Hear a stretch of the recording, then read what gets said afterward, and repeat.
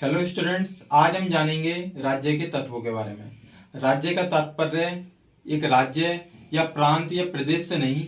जब हम राजनीतिक पॉलिटिकल साइंस का अध्ययन करते हैं या फिर हम राजनीतिक भाषा में एक देश या राष्ट्र को हम राज्य ही बोलते हैं। तो आज हम जानेंगे राज्य के तत्व के बारे में। राज्य के तत्वों में सबसे पहला होता है निश्चित भूभाग, दूसरा है जनसंख्या या लोग, तीसरा सरकार और चौथी संप्रभुता। यानी किसी भी निश्चित भूभाग को हम एक राज्य का दर्जा जब ही दे सकते हैं तब ये चार तत्व मिलकर के राज्य को नहीं बनाते। यानी जब किसी भूभाग का निश्चित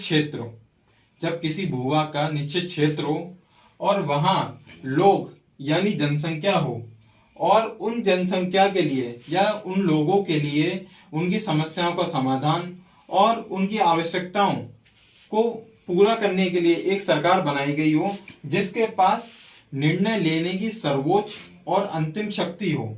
यानी जो भी सरकार होगी उसके पास सर्वोच्च और अंतिम शक्ति होगी, वही संप्रभुता होती है।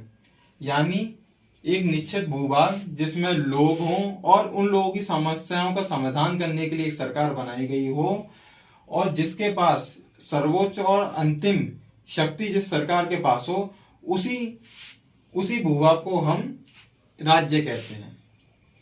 तो आप समझ गए होंगे कि जब भी हम राज्य के बारे में लिखेंगे पेपर में या जब भी हमसे कोई पूछेगा कि राज्य किसे कहते हैं, तो राज्य की चार तत्व हैं।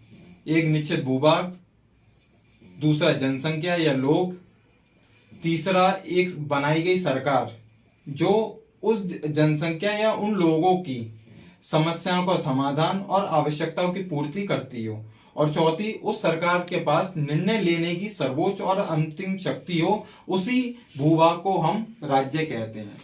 तो आई होप आपको समझ में आया होगा कि राज्य के तत्व क्या होते हैं या राज्य किसे कहते हैं।